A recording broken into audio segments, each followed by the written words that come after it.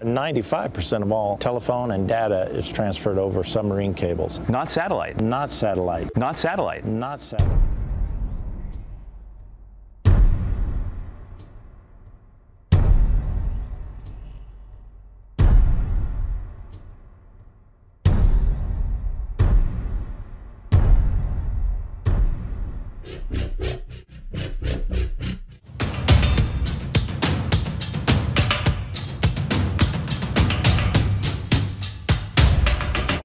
Over land, the voices travel from tower to tower on a radio beam, being amplified and re-amplified at each relay point along the way. However, since relay towers must always be in sight of each other, inevitably the limit to radio relay transmission is the ocean. Radio telephone communication of another type has been in service across the Atlantic for many years. Radio waves are beamed to the sky and reflected down to Earth on the other side of the ocean.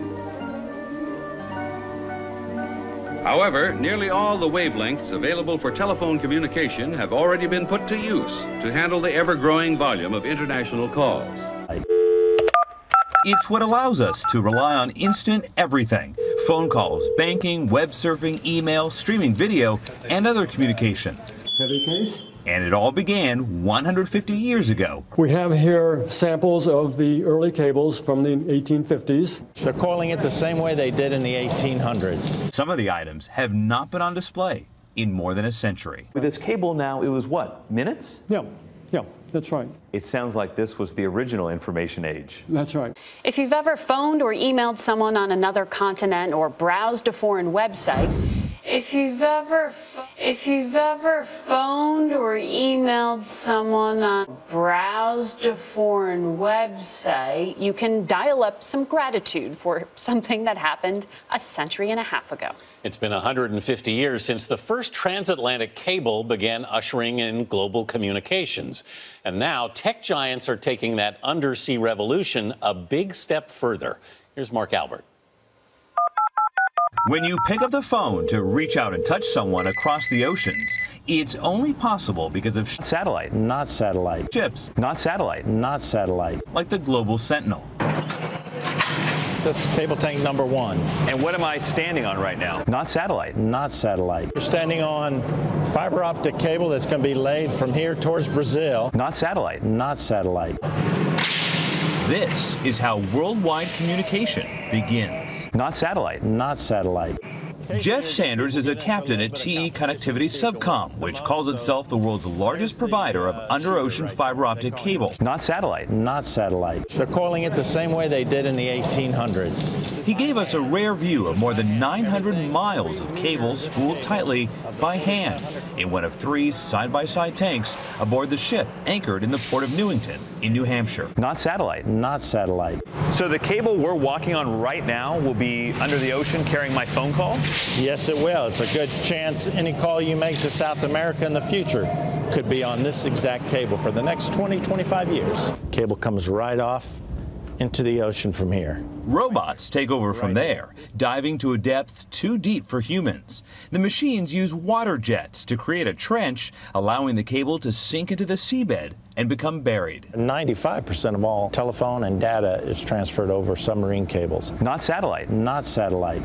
Phone calls, banking, web surfing, email, streaming video, and other communication all began 150 years ago. We have here samples of the early cables from the 1850s. This is what the first permanent cable looked like under the Atlantic. Absolutely. Barney Finn at the Smithsonian's National Museum of American History helped string together an exhibit commemorating the 150th anniversary of the first permanent transatlantic cable, and the man who assembled the financial, political, and technical prowess to make it happen, entrepreneur Cyrus Field. Some of the items have not been on display in more than a century. And this indeed is the cable going across the Atlantic. Late in rough seas, the first few copper cables broke or burnt out.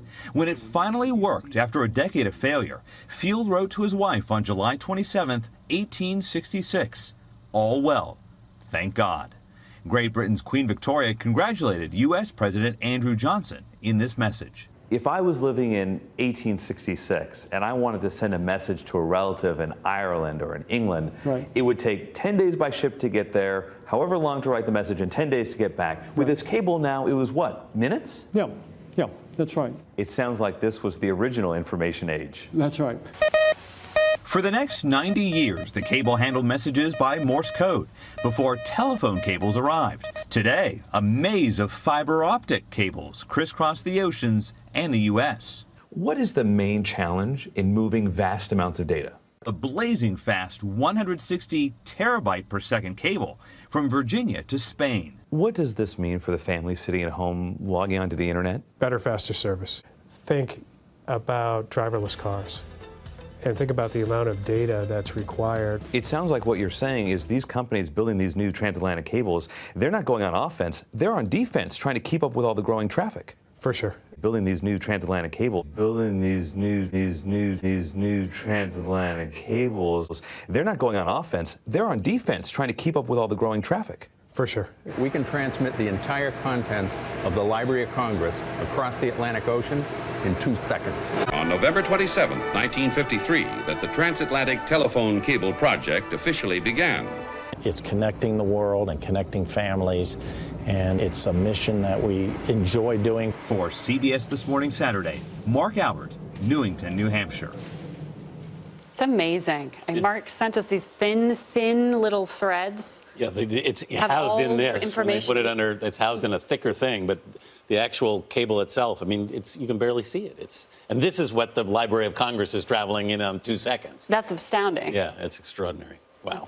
And it all began 150 years ago. We have here samples of the early cables from the 1850s. Then Postmaster General signed for the British Post Office. While in Montreal, Canada's cooperation was assured by the director of the agency in charge of overseas communications. It was a remarkable contract, providing for the sharing of research, personnel, equipment, and cost.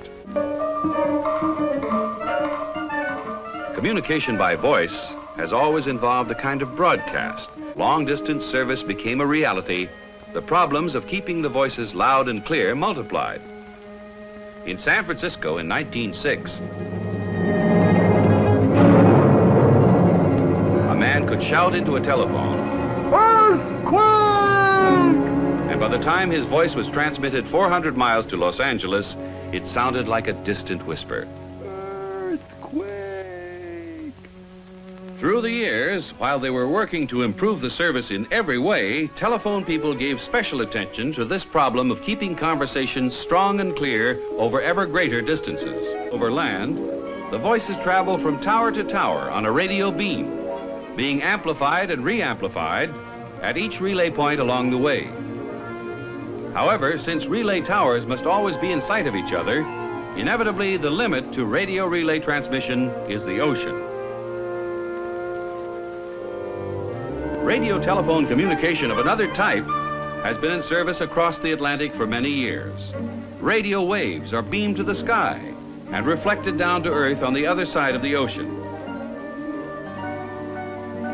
However, nearly all the wavelengths available for telephone communication have already been put to use to handle the ever-growing volume of international calls. And unfortunately, at times, atmospheric conditions interfere with the satisfactory operation of the radio telephone system. The answer to improved transatlantic telephone communication was a cable, a telephone cable from shore to shore. Telegraph cables across the ocean had been operating for nearly a century. But the telegraphic transmission of Morse code was relatively simple compared with the far more complex electronic problem of transmitting many telephone conversations at the same time. Those repeaters had to be especially designed to fit within the cable itself. Then they could be paid out through the machinery of the cable-laying ship to slide down into ocean depths, there to operate untouched by man for 20 years and more. The core of a simple coil. Yet that coil must operate perfectly for 20 years and more, perhaps 2.5 miles beneath the sea. Wound with the ultimate of care, it had to pass microscopic inspection at every test. The finished coil was sent to take its place as one of the many intricate parts of a single section of the repeater assembly. 17 different units joined together made up the repeater assembly. A copper tube outside the steel rings would prevent a single drop of seawater from getting into the repeater and possibly silencing the cable. With final coverings of hot tar and jute, the process was complete. The finished cable moved off the assembly line to storage tanks for its final test. Late spring of 1955 found Her Majesty's ship Monarch loading cable at the Simplex plant. The first actual cable lay of the project was about to begin. Selection of the best possible transatlantic route was one of the many problems requiring consultation between representatives of Great Britain and Canada and executives of AT&T's Long Lines Department in the West Atlantic to recover the buoy, splice the ends of the cable together, and continue laying cable eastward toward the Scottish shore. Actually, apart from the deep-sea cable laying operations, other work was moving forward in Canada, in New Brunswick and Nova Scotia, and in Newfoundland. Here the plan called for trenching in many miles of the cable overland across some of the most rugged terrain of the island province. Whatever the terrain, whatever the weather, the cable was put down. Towers and stations for the radio relay section. The giant cornucopia-like horns, which were to serve as receivers and transmitters of the radio beam, were raised and put in place.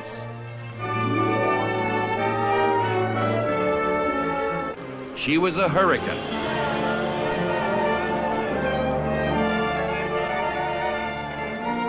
Thanks to Ione, a buoy was lost. A buoy the Monarch had put down far at sea at the end of one of her cable runs. Ione's winds had torn that buoy loose, and the cable end was somewhere far beneath on the ocean floor. After long days of grappling, that end of cable was caught at last. Hauled up from the sea, it came onto the foredeck where a splice could be made, and the Monarch could continue on her way. The radio relay towers and shore stations were ready to receive the first words the cable was to carry. Installations were complete. Auxiliary power supplies ready for their need. In the overseas telephone exchange in New York, all was prepared for the added volume of calls the new cable would make possible. The personnel were trained, new positions standing by. In London's international exchange, there was an equal readiness for the new link. The buoy was sighted off Clarenville, that buoy which held the final end of cable leading to the Clarenville shore station. With the raising of that buoy, the final chapter of the Atlantic crossing was ready to be written. And now she was moving out over the sheaves. Down, slowly down, and it was done. The last loop of the Atlantic telephone cable disappeared into the waters of the Sound. In the Monarch's log, the most important entry it had ever known. Final splice completed. Monarch's task finished. In the Clarenville shore station, technicians stood ready and waiting, eager for that first two-way contact through the cables with the Oban station 2,000 miles away. The test was quickly passed, with voices racing swift and clear across the conquered deep. There were many who had brought this thing to pass. Through the efforts of thousands of Americans, British and Canadians working at 100 different tasks, a significant contribution to communications history has been achieved. The world is smaller today for their efforts, the kind of international cooperation which has brought to reality the voice beneath the sea.